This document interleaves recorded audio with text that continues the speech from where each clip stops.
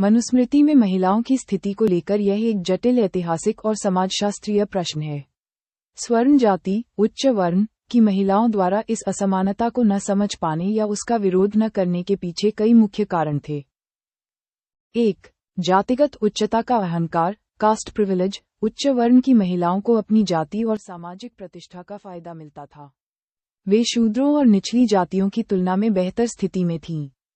उनका वर्ण उनके लिंग, जेंडर पर हावी था, जिसके कारण वे अपनी पितृसत्तात्मक अधीनता के बजाय अपनी सामाजिक श्रेष्ठता को अधिक महत्व देती थीं।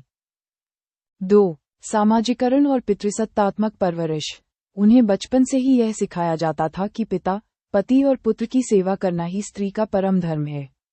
मनुस्मृति में यह स्पष्ट कहा गया है कि स्त्री स्वतंत्रता के योग्य नहीं है और उसे जीवन भर पुरुषों के नियंत्रण में रहना चाहिए।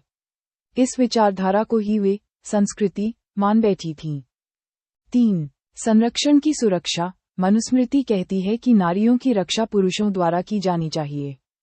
उस समय की असुरक्षित सामाजिक स्थितियों में उच्च जाति की महिलाएं अपनी स्वतंत्रता के बदले पुरुषों से शारीरिक और आर्थिक सुरक्षा प्रोटेक्शन को प्राथमिकता देती थीं।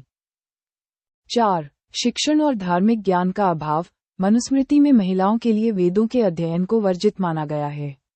इसके कारण उन्हें अपनी स्थिति पर सवाल उठाने के लिए तर्कसंगत और बौद्धिक आधार नहीं मिल पाता था। वे धार्मिक रूढ़ियों का पालन करती थीं। और 5. आर्थिक निर्भरता। संपत्ति पर अधिकार न होने के कारण वे अपनी आर्थिक जरूरतों के लिए पिता या पति पर निर्भर थीं।